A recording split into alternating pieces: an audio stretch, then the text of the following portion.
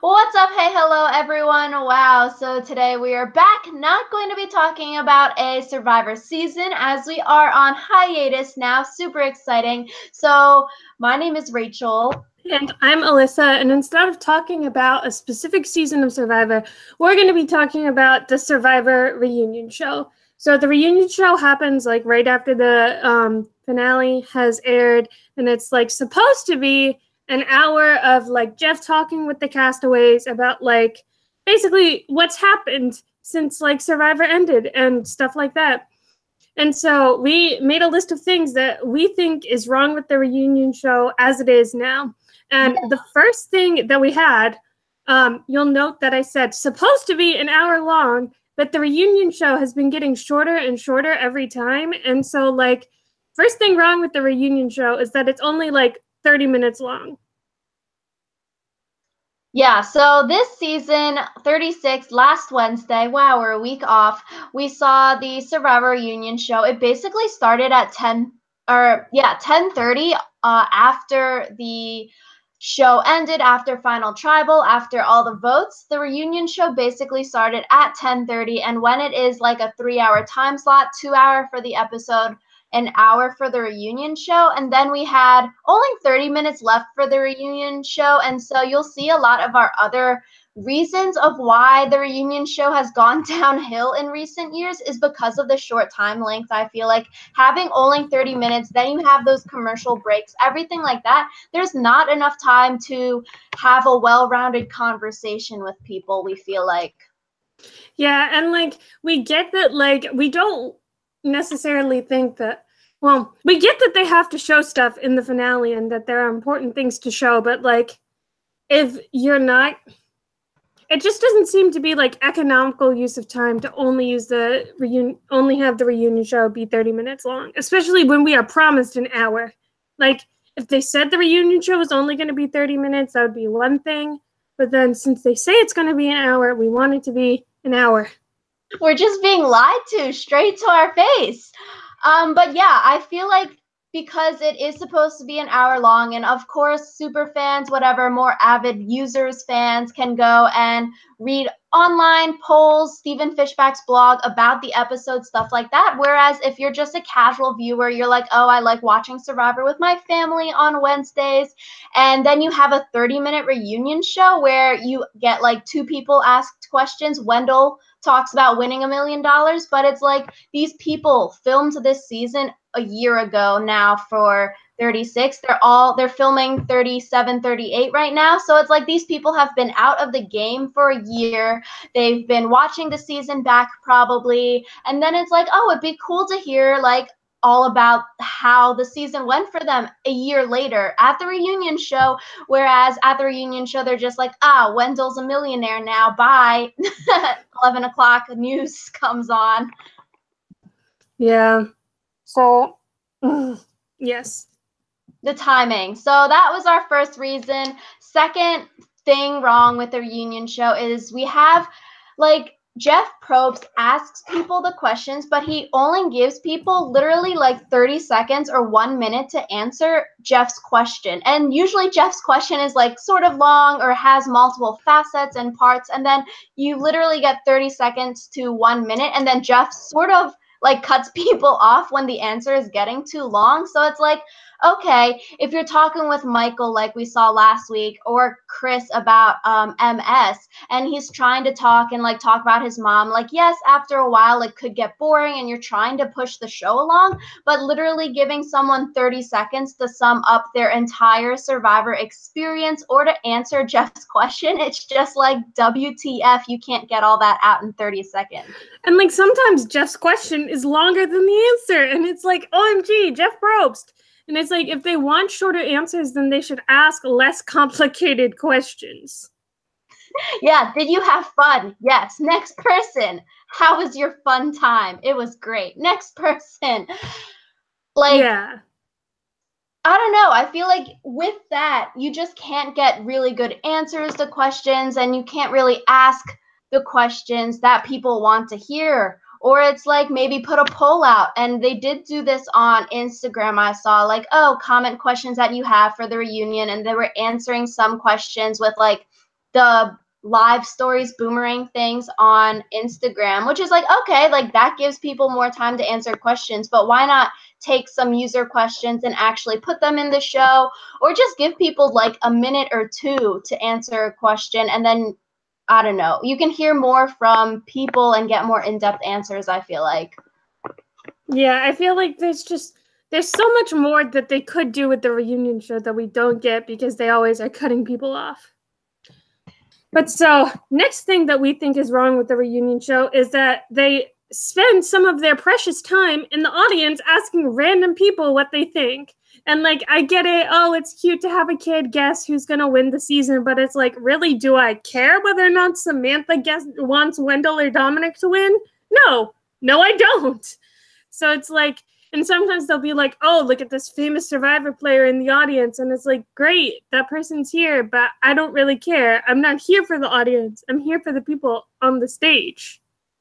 Yeah, they're like, let me go talk to Cochran for 5 minutes. Let's give him more screen time than some of these people got all season. Let's go bring Cochran back to go eat lunch with Debbie on a freaking boat.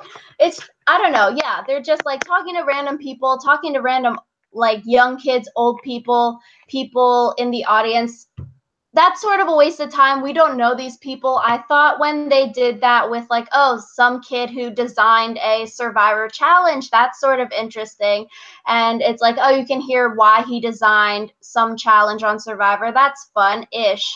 But like, if you're going to waste time on that, why not just put that on the Survivor on CBS YouTube when they go over challenges the week before they happen? Like, why not do that? Why do you need to waste your precious time with this, talking to random kids and their families about Survivor? Like, we all get it. If you're at the live reunion show, you probably really, really like the show if you're lucky enough to even get tickets to go to the show. So it seems a little like backwards, waste of time talking to random audience members.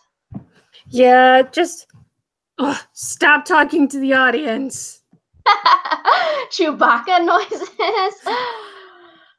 Yeah, so our fourth thing is fewer commercials. And of course, this is like prime time. People pay big bucks to get their commercial on. And so that's understandable, I guess. You have to get those funds somehow. And finale, that's good time to get a lot of money from commercial sponsorship stuff, which makes sense. But then it's like, okay, every single Survivor episode is like 40 minutes long nowadays with 20 minutes commercial. And then the reunion show was cut even more short with 5-minute long commercial breaks every single time. Alyssa and I were messaging last week and we were like, okay, talk to you in 5 minutes when it comes back on, because literally it's just so much time wasted on commercials. So many people with their technologies nowadays just like fast forward over commercials, so these companies aren't even getting the viewership from ads and stuff like that they're probably intending on with the commercial. So again, I don't know, seems like backwards. Yeah, and it's especially frustrating because there are times where it'll like come back and they'll be like, we're still here, back to commercial, and it's like we were literally tricked again because the camera will pan over it and I'm like, oh, the show's coming back, time to unmute the TV, time to put down the cell phone and focus on the show. But then it's like, we'll just be right back, wait a few more minutes of commercials, spam. And I'm like, frick, I just wasted my time trying to unmute the TV for this. Yes, and that's just like super annoying. So the next thing that we had was that when they do actually get around to talking to people, they only talk to like 5 people. And I think this past reunion show, they talked to like Wendell, Dom, Laurel, and Chris, and Michael. And it's like, what about all the people who went out pre-jury? Like, there were a lot of people who were like rooting for Stephanie Johnson to win the game, and then she got booted. Like, wouldn't it be cool to like ask her a question? Like, hey, a lot of people thought you were going to win. How do you feel about that? And it's like, there are more than just like the final 5, basically. Yeah, because it's like we just watched, 2.5 hours of these final 5, final 6 for the finale. Okay, we'll go watch your Ponderosa after the episodes aired. But yeah, you're right. I feel like we need more diversity in who gets asked questions. There's so many, especially this season and even last season, we saw so many fan favorites go home pre-merge, and it's like pre-jury people don't get a Ponderosa. They don't get anything. If you wanted to find out more information about them and their life after the show, it's like you really have to sort of be dedicated to Survivor and a extra fan to like, oh, follow them on Twitter, follow them on Instagram. But like the casual viewer won't know all of these things. And so it's sort of nice to be like, oh, Stephanie, Brendan, how did you feel? That kind of thing. Or like, how was your journey? You know, I don't know. But it's like also, Stephanie wasn't even at the live reunion show, and like they usually won't mention it, I guess. But it's like people have their thoughts about why she wasn't there. So it's sort of like pan more of the jury people. We want to hear maybe about the feud, about things, finding idols, doing stuff. And it's like when we don't even really know Chelsea's job, why not ask Chelsea how she's doing? It's like, why are you only talking to the 5 people that got the most screen time during the season? It makes the most sense because they're probably the most popular characters of the season if they were getting a lot of screen time. But then it's also like, I don't know, some people have different fan favorites. You can always cater to a larger audience if you are asking like different questions to different people. And then maybe if it's someone you don't really want to ask a question, give them the 30-second time limit rather than asking 5 people with a 30-second time limit. Maybe give some people a 1-minute time limit, 2 limit, then some people a 30-second limit. Yeah, it's like there are ways to make it so we get to see more of the people we want to see without totally snubbing everyone else. Yeah, so it's like we want some more information about these people. How are they feeling when they were voted out? That kind of thing. Or like, are you still friends with these people? I don't know. So our next thing that we have wrong with the Survivor Union show is talk more about people's lives post Survivor. So especially this season, Alyssa and I, we saw a lot of the members of the season start love romances after the season, during Ponderosa, whatever you want to say. And it's like, okay, I would love to hear on the live reunion show how like everyone's doing. You know, multiple people have gotten together this season after the season and are dating. People are going to move in together, and it's like, I would love to hear that update. That's super fun. They found love on Survivor, but it's like we didn't even see their connections on the show. So it'd be interesting being like, oh, when did you hit it off? And it's like, that's not the show technically, but when you are showing so many showmances like Figgy and Taylor, why not show the actual showmances that worked out after the show and like that kind of thing? Or just how people's lives are after. How did the fans receive them, I guess? How did their hometown, job, everything like that change? Be interesting. Yeah, especially because like if they ask about stuff that happened on the show, it's like all the show. You know, like a lot of times if people make a big decision, they'll get a confessional about it. So it's like we don't necessarily need to ask them again, how did you feel in this moment? Because it's like we just heard them talk about it in their confessional. What the heck? Yeah, or just like, Wendell, what are you going to do with the money? And it's like he did say that in the post interviews with like Rob and stuff like that. But it's like, I feel like that's a good question that you would ask for a large live audience. That seems like something you would ask. Or like, Dom, did you ever feel like when would the right time would have been? That didn't make any sense. When did you think you should vote Wendell off? Like, do you have any regrets? That kind of thing. I don't know. That would have just been interesting. Or like, Laurel, why did you choose Wendell over Dom? And a lot of these questions have been answered in like postseason interviews, but like for the casual viewer, they won't know the answer to that. They'll just see Wendell wins and they freaking bring Kevin Hart out onto the stage. So it really does not make any sense that you aren't asking about their life now, or like something that just happened in the in the finale that happened. And it's like, that's a big deal. I would have loved to know how Dom was feeling when he knew he was going to lose to Wendell after the tie vote. Or like, Wendell and Dom, how are you feeling when Jeff said he was going to read the votes right there? How crazy was that? Because that's never happened before. It's like all these things I feel like you could have hyped up at the reunion show, talking about people's lives, talking about how they felt, and it's like we didn't get any of that. Yeah, and like you said, this is another thing that we were like, what the heck? They keep bringing random famous people up to talk about stuff totally unrelated to Survivor.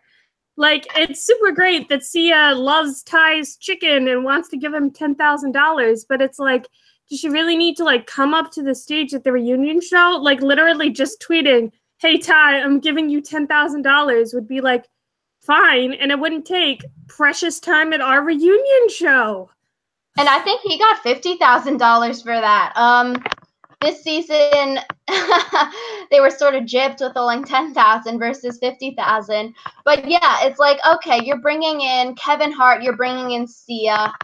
It's money, I guess. It looks good for the famous person. You're promoting some other CBS show talking about Kevin Hart. And it's like, okay, great. I'm probably never going to watch your stupid TKO show. It looks like a knockoff Wipeout, which is like, that's great.